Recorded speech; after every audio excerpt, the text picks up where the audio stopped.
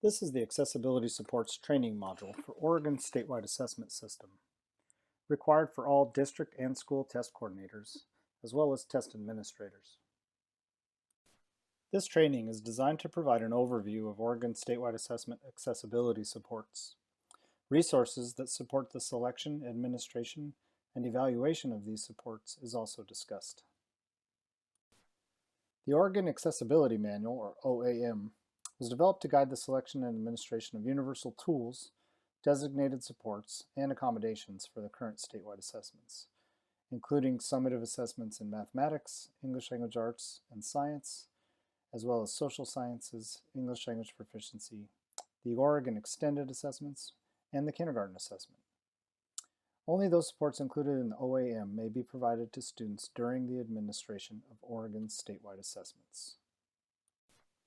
When selecting an accessibility support for testing, keep in mind that they must mirror the supports currently being provided to that student in the classroom for instruction and assessments.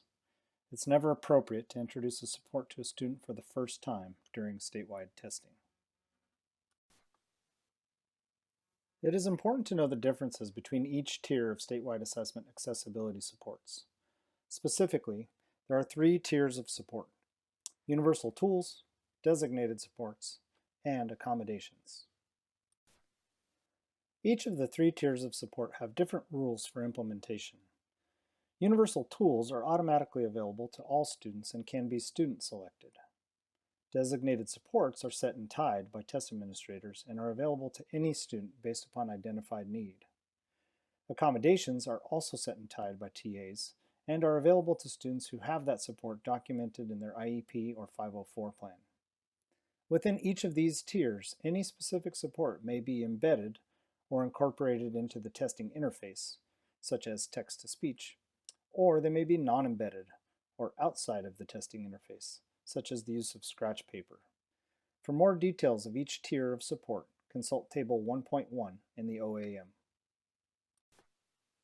Modification is any practice or procedure that changes the construct being measured on an assessment, such as changes to the content, the level of cognitive demand, or the expected performance or outcome.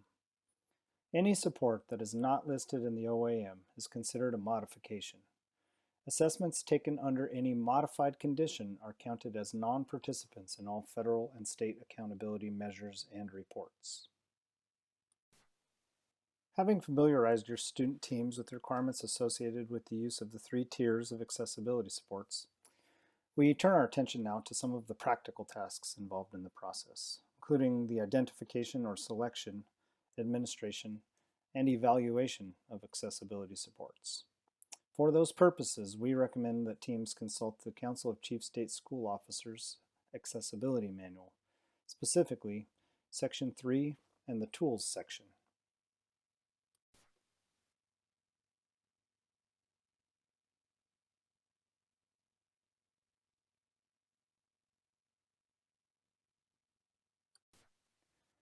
As part of the identification of accessibility supports process, ODE highly recommends using the sample tests to familiarize TAs and students to the assessments and accessibility supports.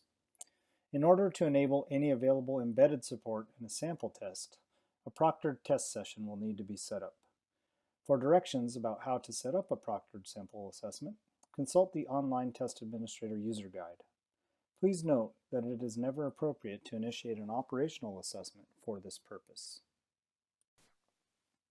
CCSSO's Accessibility Manual contains assistance in identifying or selecting various types of accessibility supports for students, including consideration of at least 3 factors: student characteristics such as disability, language proficiency, accessibility supports used in classroom instruction or assessments to access and perform in academic standards and state assessments, as well as classroom instruction and assessment tasks that include knowledge about what tasks are required in instruction and on state assessments, and ways to remove physical and other barriers to a student's ability to perform those tasks.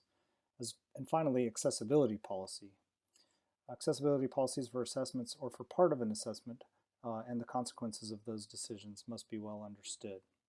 It's also advised that practitioners consider the accessibility supports interactions for each student because the impact of combinations of supports can be conflicting. Having identified the accessibility supports that each student needs, the next step is to ensure that these supports are documented according to federal and/or state requirements. For example, in the Documenting Accessibility Supports section of a student's IEP, there are potentially 3 areas in which accessibility supports can be addressed. First, within the Consideration of Special Factors section, 614 D3B, this is where communication and assistive technology supports are considered. Second, within the Supplementary Aids and Services section, 60233 and section 614 D1AI. This area of the IEP includes aids, services, and other supports that are provided in regular education classes or other education-related settings to enable children with disabilities to be educated with non-disabled children to the maximum extent appropriate. Finally, and most relevant to our purposes, the Participation in Assessment section 612A16. This section of the IEP documents the accommodations needed to facilitate the participation of students with disabilities in general state and district-wide assessments.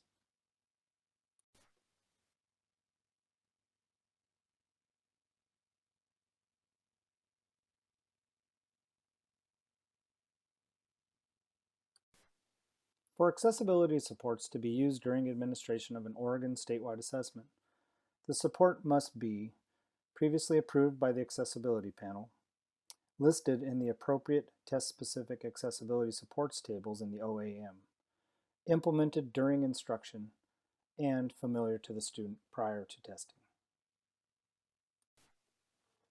Once decisions have been made about providing accessibility supports to meet individual student needs, the logistics of providing the actual accessibility supports during state assessments must be mapped out.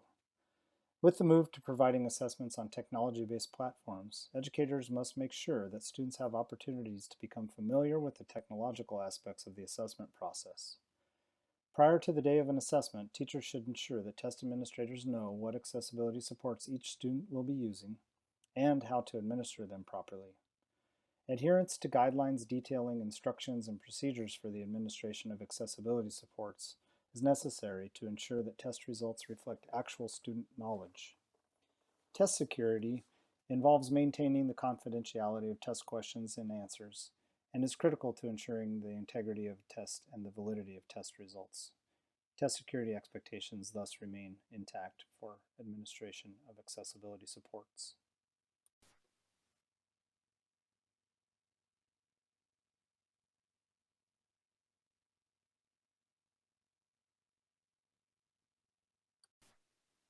There are multiple reasons to evaluate the use of accessibility supports.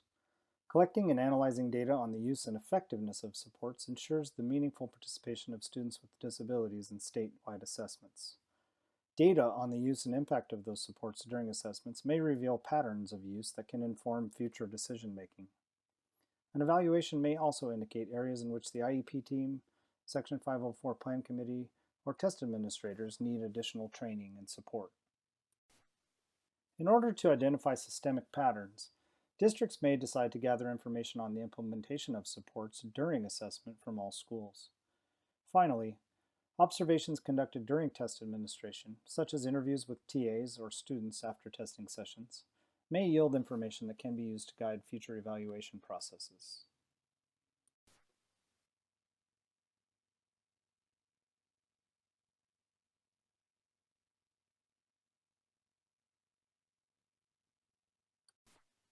Finally, the links to the resources listed on previous slides are provided here.